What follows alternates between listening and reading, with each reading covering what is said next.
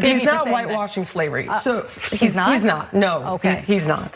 And you cannot tie imperialism and racism and slavery to just one race, which is pretty much what every single exhibit does. But let's talk about the fact that when you let's talk about the fact that slavery in America was. Do you realize that only less than 2% of white Americans owned slaves? But it was a system of white supremacy. You realize that slavery is thousands of years old? White people were Do you know the slave who owners. was the first race to try to end slavery? All right, so I recently saw a video of a woman by the name of Jillian Michaels. Now, she was having a discussion about slavery and how slavery, and whether or not slavery has impacted modern society and things like that, right? She made an argument that a lot of people, or white people, use to undermine and deflect the severity of slavery and how it has impacted modern society. She said that only 2% of white people own slaves. Now, mind you, this woman, she's a Jewish woman, you know, so you already know where I'm going with this. Imagine if someone tried undermining the Holocaust. Imagine if someone said only 2% of Germans were Nazis at Auschwitz concentration camp or something like that. Imagine somebody said only 2% of Germans were prison guards at those concentration camps. Like, she'd lose her shit, you know? When she said that, it's obvious what she's trying to imply. You can ask yourself, lady, what's your point? What are you trying to get here? And she basically said it in a recent tweet. She said basically 98% of white people were the good guys. Her words, she literally referred to them as the good guys. So I got a question. How the hell does 2% of whatever group you're from pull off 400 plus years of terrorism? How the hell does that work if 98% are the good guys? How the hell does that even work? You know what I'm saying?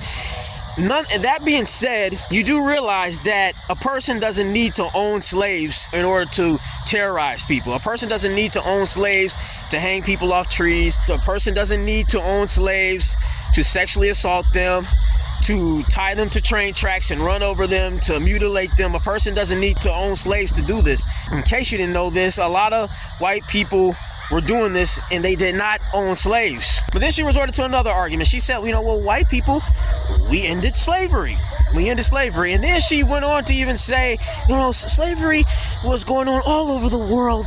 You cannot just blame it on one race, on one group of people. Lady, first of all, we're talking about American slavery. Yeah, we're not talking about the whole goddamn planet and world and stuff.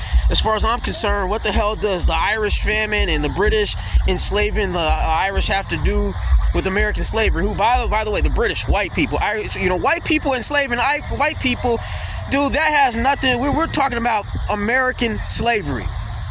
And there was only one race of people that were committing the slavery. They were slave owners, you know, one race. So again, you know, she was slipping that one too, dipping and ducking. You know, they do this, man. I'm telling you. And again, not all white people. It's too tight. You know, this racism shit is definitely, you know, it's a spectrum. You know, white people, historically speaking, they've been really good at playing the whole good cop, bad cop, you know, game. It's like a cat and mouse game of trying to figure out where on the spectrum of racism a white person falls. And the thing is, you don't have to be a full-blown Nazi hanging people off trees and things like that in order to be complicit in slavery. You know, you could just casually sit by and watch these things happen. And that's what, you know, that was the thing that happened pretty much. So this idea that 98% of white people were the good apples was shit. How you couldn't be that good? If you were that good, slavery wouldn't have even taken off the ground. It wouldn't have even taken off. Jim Crow wouldn't have taken off the ground. All of those lynchings, all of that. That shit wouldn't have even happened if 98% of white people were good apples. Then deflecting, talking about other people own slaves and this. Like, how about this? How about focus on slavery in your country and who was committing that? Then we can start, you know, worried about other countries and who's committing slavery in other countries and all this thing. And then, you know, another argument that they try to use, I can't remember if she tried to use this one, but a lot of times they'll say, well, the Africans, they sold other Africans to the white people and things like that. Well, okay, if that happened, well, fuck the Africans too. Either way, the slaves that you bought, the Africans that you bought, you didn't have to treat them like shit.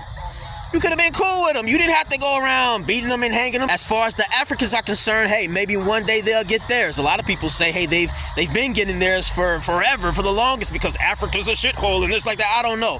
You know, all I know is that the Africans that were dragged to America were treated like shit. If they were treated like shit by the Africans when they were back in Africa, fuck Africa. And to the ones who got treated like shit in America, hey, to the white people, shame on you. And that's that's the whole point of that discussion. That was the point those other people were trying to make to that Jillian Michaels. But again, it's the same old tactics: deflect, make excuses, bob and weaving like they playing dodgeball. Now, don't get me wrong, I'm not some modern day pro-black activist. All the BLM and all that shit. Nah, man, I'm not on that stuff either. At the end of the day, I always say I am a foreign resident of this planet spiritually. However, I am fully aware of the body that I was born in. Therefore, I need to know how to navigate. And I know there are some people that just don't like me because I'm black. And I'm not saying all white people don't like me because I'm black. No. But I'm aware that racism is still a thing out here.